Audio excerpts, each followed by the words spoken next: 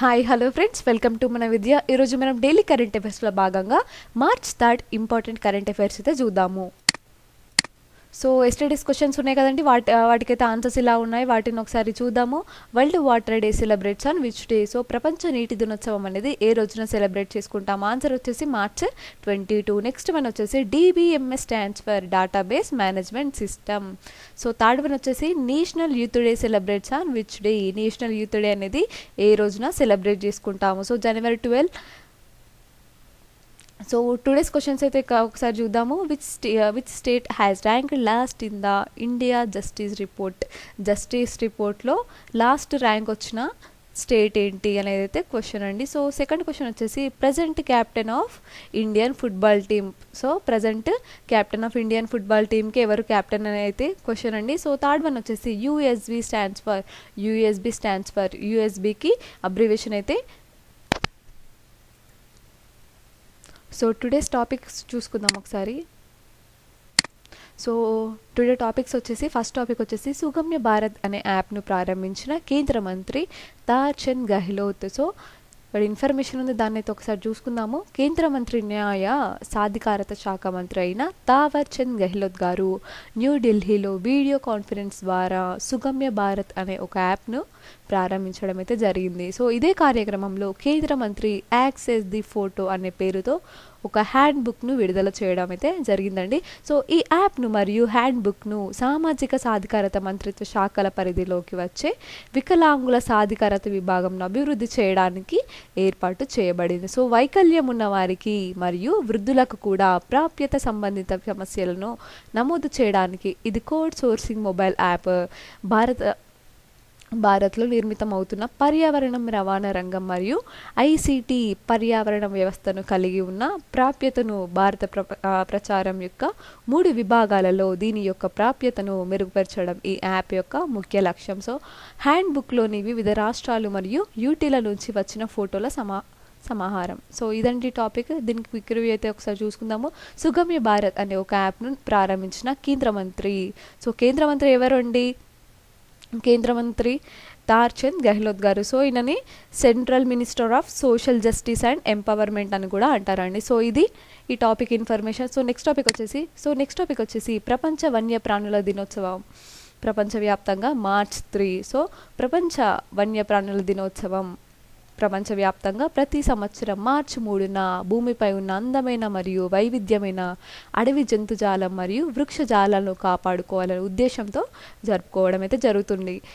ప్రపంచ వన్యప్రాణుల దినోత్సవం భూమిపై నివసించే ప్రజలకు అడవి జంతుజాలం మరియు వృక్ష సంపద పరిరక్షణ వల్ల కలిగే ప్రయోజనాల గురించి కూడా అవగాహన పెంచుతుంది. వన్యప్రాణులపై జరిగే మరణాలకు వ్యతిరేకంగా పోరాడవలసిన అవసరాన్ని మరియు వివిధ రకాల ఆర్థిక, పర్యావరణ మరియు సామాజిక ప్రభావాలకు కారణమయ్యే జాతుల మానవ ప్రేరిత తగ్గింపుకు వ్యతిరేకంగా ఈరోజు మనం గుర్తు చేస్తుంది. సో ప్రపంచవ్యాప్తంగా వందల మిలియన్ల ప్రజల జీవనోపాధి నిలబెట్టడంలో అడవి జాతులు మరియు పర్యావరణ వ్యవస్థ సేవల యొక్క ప్రధాన పాత్రను ఎత్తిచూపే మార్గంగా 2021లో ప్రపంచ వన్యప్రాణుల దినోత్సవం అయితే జరుపుకుంటాం. సో అడవులు మరియు జీవనోపాధి ప్రజలను మరియు గ్రహాన్ని నిలబెట్టడం అనే అంశంపై అయితే మనం ప్రపంచ వన్యప్రాణుల దినోత్సవం అయితే జరుపుకుంటాం. So world wild life day అండి, మార్చ్ 3 అయితే సెలబ్రేట్ చేసుకుంటాము మనం. దీనికైతే క్విక్ రివ్యూ చూద్దాము.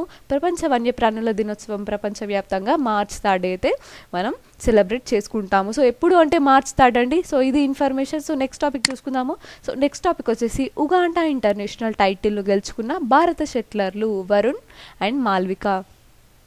సో ఇక్కడ ఇటీవల కంపాలలో జరిగిన 2021 ఉగాండా ఇంటర్నేషనల్ బ్యాడ్మింటన్ టోర్నమెంట్లో భారతదేశ తరపున ఆడిన క్రీడాకారులు వరుణ్ కపూర్ మరియు మహిళా ప్లేయర్ మాల్వికా బన్సోడ్ వరుసగా పురుషుల మరియు మహిళల సింగిల్స్ టైటిల్ను గెలుచుకున్నారు. సో కాగా పురుషుల సింగిల్స్ ఫైనల్లో 21-18, 16-21, 16-21, 21-17 పాయింట్లతో స్వదేశీ అయిన శంకర్ ముత్తుస్వామిని ఓడించాడు. మహిళల సింగిల్స్లో పోటీలో 7-21, 25-23, 21-10 పాయింట్లతో మాలవిక కూడా స్వదేశీయురాలైన అనుపమ ఉపాధ్యాయను ఓడించి ఈ టైటిల్ని సొంతం చేసుకున్నారు. సో ఉగాండా ఉగాండా క్యాపిటల్ వచ్చేసి కంపాలా అండి. సో కంపాలో జరిగిన ఇంటర్నేషనల్ బ్యాడ్మింటన్ టోర్నమెంట్లో అయితే భారతదేశం తరపున క్రీడాకారులు వరుణ్ కపూర్ అండ్ మాల్విక గారైతే గెలుచుకున్నారు. సో ఇదండి ఈ టాపిక్. సో క్విక్ రివ్యూ ఒకసారి చూసుకుందాము.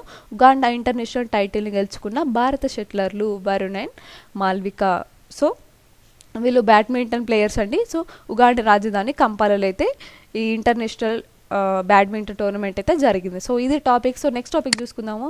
సో ఇక్కడ నెక్స్ట్ టాపిక్ వచ్చేసి ఫిబ్రవరిలో ప్లేయర్ ఆఫ్ ది మంత్గా నామినేట్ అయిన భారత క్రికెటర్ రవిచంద్రన్ అశ్విన్ గారు. సో ఈ ఏడాది జనవరిలో అంతర్జాతీయ క్రికెట్ కౌన్సిల్ ICC ప్రారంభంలో ప్లేయర్ ఆఫ్ ది మంత్ అవార్డులను సంవత్సరం అంతా అన్ని రకాల అంతర్జాతీయ క్రికెట్ల పురుషుల మరియు మహిళల క్రికెట్లో ఉత్తమ ప్రదర్శనల గురించి ఇవ్వనుంది అని ప్రకటించింది. కాగా ఫిబ్రవరి నెల ప్రారంభంలో భారత wicket keepers batsmen Rishabh Pant England captain Joe రూట్ను నామినేట్ కాగా జనవరిలో ప్రారంభ ICC player of the month అవార్డుని అయితే రిషబ్ పంత్ గారు అయితే గెలుచుకున్నాడు. కాగా Bharat cricketer veteran off spinner Ravichandran Ashwin మరియు ఇంగ్లాండ్ క్రికెటర్ జో రూట్ ఇద్దరు ఫిబ్రవరి నెలలో ప్లేయర్ ఆఫ్ ది మంత్ కొరకు నామినేట్ అయ్యారు. సో జో రూట్ గారైతే మరియు రవిచంద్రన్ అశ్విన్ గారు అయితే దీనికి నామినేట్ కావడం జరిగింది. వెస్టిండీస్ నూతన బ్యాటింగ్ సంచలనం కైల్ మేయర్స్ కూడా గత నెలలో బంగ్లాదేశ్ పర్యటన చేసిన అద్భుతమైన ప్రదర్శనకు గాను ఈ అవార్డు నామినేషన్లో ఎంపికయ్యారు. సో ఇదండి టాపిక్. సో దీనికైతే క్విక్ రివ్యూ ఒకసారి చూసుకుందాము. ఫిబ్రవరిలో ప్లేయర్ ఆఫ్ ది మంత్గా ఎవరు నామినేట్ అయ్యారంటే రవిచంద్రన్ అశ్విన్ గారు అయితే నామినేట్ కావడం జరిగింది. సో ఇది ఈ టాపిక్. సో నెక్స్ట్ టాపిక్ చూసుకుందాము. సో నెక్స్ట్ టాపిక్ వచ్చేసి CRPF DGగా సో CRPF డైరెక్టర్ జనరల్గా అయితే కుల్దీప్ సింగ్ గారు అయితే బాధ్యతలు స్వీకరించనున్నారు ప్రస్తుతం.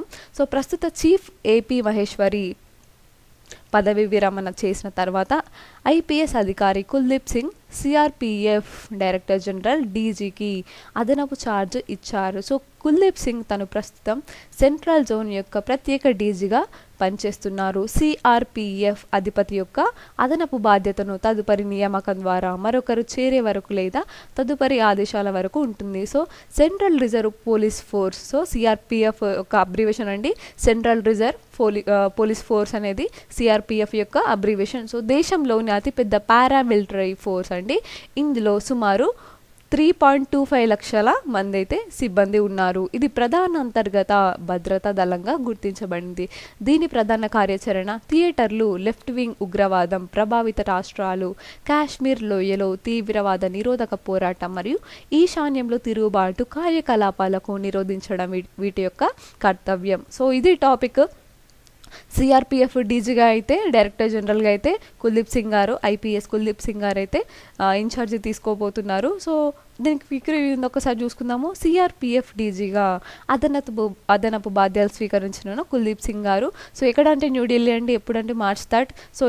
సో ఇది వీడియో నచ్చినట్లయితే లైక్ చేయండి, షేర్ చేయండి, మా ఛానల్ అయితే సబ్స్క్రైబ్ చేసుకోండి.